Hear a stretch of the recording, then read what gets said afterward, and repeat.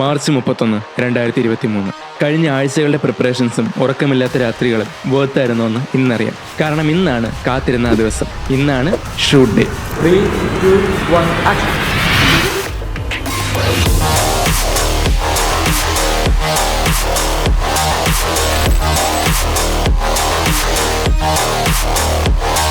കഴിഞ്ഞ വീഡിയോ നമ്മൾ സംസാരിച്ചത് ഒരു live action cyberpunk scene create ചെയ്യുന്നതിൻ്റെ പ്രീ പ്രൊഡക്ഷൻ സ്റ്റേജിനെ കുറിച്ചായിരുന്നു. ഇന്ന് നമ്മൾ സംസാരിക്കാൻ പോകുന്നത് പ്രൊഡക്ഷനെ കുറിച്ചാണ്, അതായത് ഷൂട്ടിങ്ങിനെ കുറിച്ച്. ഒറ്റ ദിവസം കൊണ്ട് നടന്നൊരു ഷൂട്ടിനെ പറ്റി എക്സ്പ്ലെയിൻ ചെയ്യുന്ന വീഡിയോ ആണിത്. സോ ഇത് കമ്പാരിറ്റീവ്ലി ചെറിയൊരു വീഡിയോ ആയിരിക്കും. സോ നമുക്ക് ഉള്ള സമയം കളയേണ്ട ഷൂട്ടിങ്ങിനെ പറ്റി സംസാരിക്കാം.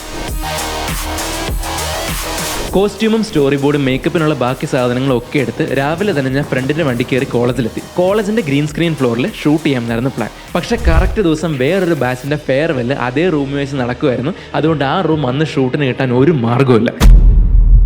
ഇനി നമ്മൾ എന്ത് ചെയ്യുമല്ലയ്യ. ഞങ്ങളുടെ ക്യാമ്പസിൽ 2 കോളേജസ് ആണുള്ളത്. ഒന്ന് ഞങ്ങൾ പഠിക്കുന്ന school of media and design, മറ്റൊന്ന് മരിയൻ ബ്ലോക്ക്. ഞങ്ങളുടെ ബിൽഡിംഗിലെ ഷൂട്ട് ഫ്ലോർ എന്തായാലും കിട്ടത്തില്ല, അവിടെ പരിപാടി നടക്കുവാണ്. പക്ഷെ മരിയൻ ബ്ലോക്കിൽ വേണമെങ്കിൽ ഷൂട്ട് ഫ്ലോർ എന്നൊക്കെ വിളിക്കാൻ പറ്റുന്ന റൂമുണ്ട്. വേറൊരു നിവൃത്തി ഇല്ലാത്ത സ്ഥിതിക്ക് അവിടെ വെച്ച് ഷൂട്ട് ചെയ്യാൻ തീരുമാനിച്ചു. ആ സമയം കൊണ്ട് ആക്ടറായ പ്രിൻസിയും വന്നു. കോൺസെപ്റ്റ് ആർട്ടിനനുസരിച്ച് ഹെയർ കട്ടൊക്കെ സെറ്റ് ചെയ്തിട്ടാണ് വന്നത്. പിന്നീട് കോസ്റ്റ്യൂം ചേഞ്ച് ചെയ്തു. ഈ ഒരു പ്രൊജക്ട് കംപ്ലീറ്റ്ലി ഒരു ഏച്ചി കെട്ടലായിരുന്നതുകൊണ്ട് ഒരു 100 മുട്ടുസൂചിയുടെ പുറത്താണ് ഷൂട്ടിങ്ങിന്റെ ഫുൾ ടൈം ആ കോസ്റ്റ്യൂം അങ്ങനെ തന്നെ നിന്നത്. പിന്നീട് മേക്കപ്പ് സ്റ്റാർട്ട് ചെയ്തു. കോൺസെപ്റ്റ് ആർട്ടിലുള്ളതുപോലെ ഫേസിലെ മാർക്കിങ്സ് ആഡ് ചെയ്യാനായിട്ട് ഞങ്ങൾ black colour insulation tape cut ചെയ്ത് ഒട്ടിക്കുകയാണ് ചെയ്തത്. അതുപോലെ കണ്ണിന് മുകളിലുള്ള 2 ചിപ്പുകൾ ആഡ് ചെയ്യാനായിട്ട് കുറച്ച് വട്ടപ്പൊട്ടുകളും കട്ട് ചെയ്ത് ഒട്ടിച്ചു. അന്ന് കോസ്റ്റ്യൂമും ചേഞ്ച് ചെയ്ത മേക്കപ്പും കഴിഞ്ഞപ്പോഴാണ് ഈ ക്യാരക്ടറിനെ നേരിട്ട് കാണാൻ എങ്ങനെയായിരിക്കും എന്ന് ഞാനും ആദ്യമായിട്ട് കാണുന്നത്. അതിനു മുമ്പ് നമ്മൾ കോസ്റ്റ്യൂം ഇതുവരെ ട്രൈ ഔട്ട് ചെയ്ത് നോക്കിയിട്ടില്ലായിരുന്നു. ആൻഡ് പേഴ്സണലി അതൊരു വല്ലാത്തൊരു എക്സ്പീരിയൻസ് ആയിരുന്നു. കാരണം അന്ന് വരെ കോൺസെപ്റ്റ് ആർട്ടിൽ മാത്രം കണ്ടിട്ടുള്ള അല്ലെങ്കിൽ ഇമാജിൻ ചെയ്ത് മാത്രം കണ്ടിട്ടുള്ള ഒരു ക്യാരക്ടറിനെ ഏതാണ്ട് അതേ രൂപത്തിൽ മുമ്പിൽ വന്ന് നിൽക്കുന്നത് കാണുമ്പം അതൊരു വല്ലാത്ത പ്രൗഡ് മൊമെൻ്റ് ആണ്. ചിലപ്പോൾ അത് ആദ്യത്തെ എക്സ്പീരിയൻസ് ആയതുകൊണ്ടായിരിക്കും. കാര്യം ഇതൊരു ചെറിയ പ്രോജക്റ്റാണ്, ഒരു വളരെ ചെറിയൊരു കോളേജ് പ്രോജക്റ്റ് മാത്രമാണ്. എന്നാലും കോൺസെപ്റ്റ് ആർട്ട് മുതൽ ക്രിയേറ്റ് ചെയ്ത് വരുന്ന ഒരു ക്യാരക്ടറിനെ ഇങ്ങനെ ലൈവ് ആക്ഷനിൽ നേരിട്ട് കാണാൻ പറ്റുമെന്ന് പറയുമ്പം ഇത്തരം ചെറിയ മൊമെൻറ്റ്സ് ഒക്കെ എന്നെ സംബന്ധിച്ച് പേഴ്സണലി ഒരുപാട് വലുതാണ്. കോസ്റ്റ്യൂം ഒക്കെ മാറിയ സ്ഥിതിക്ക് ഷൂട്ടിങ്ങിന് മുമ്പ് ഞങ്ങൾ ആദ്യം ചെയ്തത് പ്രിൻസിയുടെ ഒരു 3D സ്കാൻ എടുക്കലാണ്.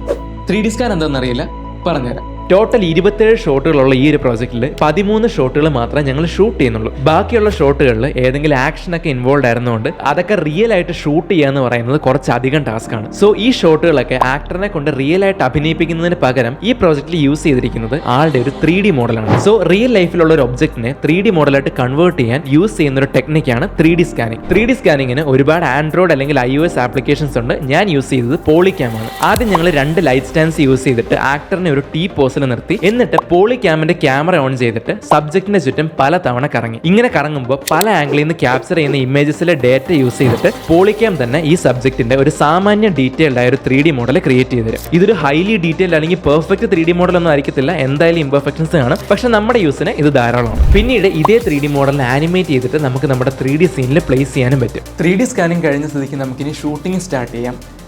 പക്ഷേ ഒരു പ്രശ്നമുണ്ട്. ഞങ്ങളിപ്പോൾ ഉള്ളത് ഈ ബിൽഡിങ്ങിലാണ്, ഷൂട്ട് നടക്കേണ്ടത് ഈ ബിൽഡിങ്ങിൽ.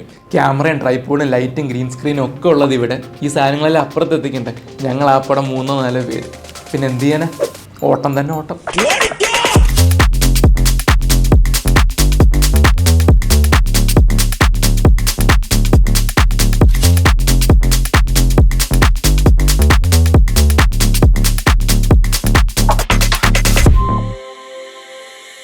സ്റ്റുഡിയോയിൽ ഗ്രീൻ സ്ക്രീനും ലൈറ്റും ബാക്കി പരിപാടി എല്ലാം സെറ്റ് ചെയ്ത് കഴിഞ്ഞപ്പോഴാണ് അടുത്ത പ്രശ്നം. ഫുള്ള് ബ്ലാക്ക് പെയിന്റ് അടിച്ച സ്റ്റുഡിയോയിൽ AC ഇല്ല, ഫാൻ മാത്രമേ ഉള്ളൂ. പക്ഷെ പ്രശ്നം എന്താണെന്ന് വെച്ചാൽ ഗ്രീൻ സ്ക്രീൻ ക്ലോത്ത് വെച്ച് നമ്മൾ ഷൂട്ട് ചെയ്യുമ്പോൾ ഫാൻ ഇട്ടുകൊണ്ട് നമുക്ക് ഷൂട്ട് ചെയ്യാൻ പറ്റില്ല. കാരണം ഫാനിന്റെ കാറ്റടിച്ചാൽ ഗ്രീൻ സ്ക്രീനിൽ ചുളിവുകൾ വീഴും. ചുളിവുകൾ വീണ് കഴിഞ്ഞാൽ നമുക്ക് പ്രോപ്പറായിട്ട് ക്യാരക്ടറിനെ ഗ്രീൻ സ്ക്രീനിൽ നിന്ന് കട്ട് ചെയ്തെടുക്കാൻ പറ്റില്ല. അതായത് ഷൂട്ടിങ്ങിന്റെ ടൈമിൽ ഫാൻ ഓഫ് ആക്കി വെച്ചിട്ട് ആ ചൂടത്ത് വേർത്ത് വിളിച്ച് നിന്നാൽ മാത്രമേ നമുക്ക് പ്രോപ്പറായിട്ട് ഷോട്ടുകൾ എടുത്തു തീർക്കാൻ പറ്റുള്ളൂ. ഈ സാഹചര്യത്തിൽ പറയാൻ പാടുണ്ടോന്നറിയില്ല, എന്നാലും എന്തുകൊണ്ടാണ് VFX കോമൺ ആയിട്ട് ഗ്രീൻ അല്ലെങ്കിൽ ബ്ലൂ സ്ക്രീൻ യൂസ് ചെയ്യുന്നതെന്ന് അറിയാമോ? എന്താ പറ, എനിക്കറിയില്ല.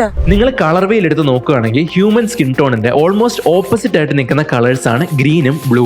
അതുകൊണ്ട് ആ കളർ ബാക്ക്ഗ്രൗണ്ടിന്റെ മുമ്പിൽ വെച്ചിട്ടാണ് നിങ്ങൾ സബ്ജക്റ്റിനെ ഷൂട്ട് ചെയ്യുന്നതെങ്കിൽ നല്ല കളർ കോൺട്രാസ്റ്റ് ഉള്ളതുകൊണ്ട് എഡിറ്റിംഗ് സോഫ്റ്റ്വെയറിൽ ആ ബാക്ക്ഗ്രൗണ്ട് കളർ മാത്രമായിട്ട് പിക്ക് ചെയ്ത് റിമൂവ് ചെയ്യാൻ പറ്റും. അപ്പൊ സബ്ജക്റ്റിനെ നമുക്ക് സെപ്പറേറ്റ് ചെയ്ത് കിട്ടും. സബ്ജക്റ്റിന്റെ ബാക്ക്ഗ്രൗണ്ട് ട്രാൻസ്പെറന്റ് ആയിരിക്കും. അപ്പൊ ഏത് ബാക്ക്ഗ്രൗണ്ട് ഇമേജ് വേണമെങ്കിലും നമുക്ക് സബ്ജക്റ്റിനെ പുറകിൽ പ്ലേസ് ചെയ്യാൻ പറ്റും. ഇങ്ങനെ ഒരു ബാക്ക്ഗ്രൗണ്ട് കളർ റിമൂവ് ചെയ്തിട്ട് സബ്ജക്റ്റിനെ സെപ്പറേറ്റ് ചെയ്തെടുക്കുന്ന പരിപാടിയാണ് നമ്മൾ ക്രോമ കീയിങ് എന്ന് പറയുന്നത്. സപ്പോസ് ഗ്രീൻ സ്ക്രീൻ വെച്ച് ഷൂട്ട് ചെയ്യുന്ന സമയത്ത് സബ്ജക്ട് ധരിച്ചിരിക്കുന്നതും ഗ്രീൻ കളർ ഡ്രസ്സ് തന്നെയാണെങ്കിൽ ക്രോമ കീയിങ് ചെയ്യുമ്പോൾ ആ ഡ്രസ്സിന്റെ പോർഷൻ കൂടെ കട്ടായി പോകാനുള്ള ചാൻസ് ഉണ്ട്. സോ അത്തരം സാഹചര്യങ്ങളിലാണ് നമ്മൾ ഗ്രീൻ സ്ക്രീന് പകരം ബ്ലൂ സ്ക്രീൻ യൂസ് ചെയ്യുക. അതുപോലെ ഏത് കളർ ബാക്ക്ഗ്രൗണ്ടിലേക്കാണ് നമ്മൾ സബ്ജക്റ്റിനെ ഇനി പ്ലേസ് ചെയ്യാൻ പോകുന്നത് അതിനെ കൂടെ ഡിപ്പെൻഡ് ചെയ്തിരിക്കും ഗ്രീൻ സ്ക്രീൻ ആണോ ബ്ലൂ സ്ക്രീൻ ആണോ യൂസ് ചെയ്യുന്നത്. ഗ്രീൻ സ്ക്രീനിൽ ഷൂട്ട് ചെയ്യുമ്പോൾ പ്രോപ്പർ ആയിട്ട് സബ്ജക്റ്റിനെ കീ ചെയ്തെടുക്കണം എന്നുണ്ടെങ്കിൽ maximum green screen evenly lit ആയിരിക്കണം. അതിനിടയ്ക്ക് ഗ്രീൻ സ്ക്രീനിൽ ചുളിവുകളൊക്കെ വന്നു കഴിഞ്ഞാൽ കീയിങ് അത്യാവശ്യം നല്ല ടാസ്ക് ആണ്. അപ്പോൾ ഈ ടാസ്ക് ഒഴിവാക്കാനാണ് ഞങ്ങൾ ഫാൻ ഓഫ് ആക്കിയിട്ട് ഷൂട്ട് ചെയ്യാമെന്ന് വിചാരിച്ചത്. പിന്നീട് ഞങ്ങൾ ഉണ്ടായിരുന്ന 2 ലൈറ്റ് വെച്ചിട്ട് അറിയാവുന്ന പോലെയൊക്കെ സബ്ജക്റ്റിനെയും ബാക്ക്ഗ്രൗണ്ടിനെയും ലൈറ്റ് ചെയ്തു. പിന്നീട് ഷൂട്ടിംഗ് സ്റ്റാർട്ട് ചെയ്തു. സ്റ്റോറി ബോർഡ് ഉണ്ടായിരുന്നുകൊണ്ട് ഷൂട്ടിംഗ് കുറേ കൂടി ഈസി ആയിരുന്നു. പക്ഷേ ഫാൻ ഇടാൻ പറ്റാത്ത സിറ്റുവേഷൻ ആയിരുന്നുകൊണ്ട് ഒരു ഷോട്ട് എടുത്ത് കഴിയുമ്പോൾ തന്നെ എല്ലാവരും വേർത്ത് വിളിക്കും. എന്നിട്ട് നമ്മളൊരു 5 മിനിറ്റ് ബ്രേക്ക് എടുക്കും. കാറ്റൊക്കെ കൊണ്ട് സെറ്റ് ആയി കഴിയുമ്പോൾ പിന്നെ ഫാൻ ഓഫ് ആക്കിയിട്ട് അടുത്ത ഷോട്ട് എടുക്കും. പക്ഷേ അതിൻ്റെ ഇടയ്ക്ക് പിന്നെ റീടേക്സ് വരും. പിന്നെ for some weird reason light ഒക്കെ ഇടയ്ക്ക് വെച്ച് ഓഫ് ആയി പോകും. ഓവർ ഹീറ്റിങ്ങിൻ്റെ ആയിരിക്കും. പിന്നെ ഷൂട്ട് ചെയ്ത് പകുതിയായി മടുത്ത് കഴിയുമ്പോഴാണ് ഓർക്കുന്നത് അയ്യോ വെള്ളം കുടിക്കാൻ കൊണ്ടുവന്നില്ലല്ലോ, പിന്നെ അത് മേടിക്കാൻ വേണ്ടി ഓടും. അങ്ങനെ മൊത്തത്തിൽ ഒരു അവിയൽ പരുവത്തിലാണ് ഈ എൻറ്റയർ ഷൂട്ട് ഞങ്ങൾ കംപ്ലീറ്റ് ചെയ്തത്. എന്തായാലും കുറേ ഓടിയെങ്കിലും കോളേജുകാർ പറഞ്ഞതിന് 1 hour ലേറ്റ് ആയിട്ടാണ് നമുക്ക് ക്യാമറയും ലൈറ്റൊക്കെ തിരിച്ചു കൊടുക്കാൻ പറ്റിയെന്ന് പറഞ്ഞാലും സാമാന്യം ഡീസൻ്റ് ആയിട്ട് വർക്കുകൾ തീർത്ത് അത്യാവശ്യം സമാധാനപരമായിട്ട് നമുക്ക് ഷൂട്ട് പാക്കപ്പ് ചെയ്യാൻ കഴിയും. പിന്നെ ആദ്യമായിട്ടാണ് ഒരു ഷൂട്ടിന് വേണ്ടി ഇത്ര ഓടുന്നതെന്നുള്ളതുകൊണ്ട് എല്ലാം കഴിഞ്ഞപ്പോഴത്തെ എൻ്റെ അവസ്ഥ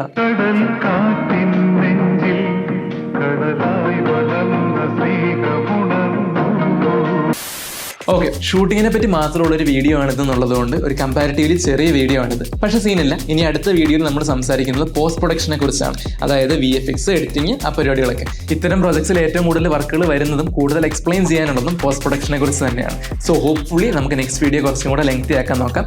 പിന്നെ ഈ വീഡിയോയിൽ ഞാൻ മെൻഷൻ ചെയ്തിരിക്കുന്ന ആർട്ടിസ്റ്റുകളുടെ ഒക്കെ പ്രൊഫൈൽസ് ഞാൻ ഡിസ്ക്രിപ്ഷനിൽ കൊടുത്തിട്ടുണ്ട്. നിങ്ങൾക്ക് അവരെ ഫോളോ ചെയ്യാം, അവരെ സപ്പോർട്ട് ചെയ്യാം. So thank you so much for watching this video. ഇത്തരം കൂടുതൽ വീഡിയോസിനായിട്ട് ബിഹൈൻഡ് ക്രൂ ചാനൽ സബ്സ്ക്രൈബ് ചെയ്യുന്ന കാര്യം പരിഗണിക്കുക. അതുപോലെ നിങ്ങളുടെ ഫീഡ്ബാക്സ് കമന്റ് സെക്ഷനിലും അറിയിക്കാൻ ശ്രമിക്കാം. അപ്പോൾ അടുത്ത വീഡിയോയിൽ കാണാം. ശരി എന്നാൽ, ഇടയ്ക്ക് ഇറങ്ങും.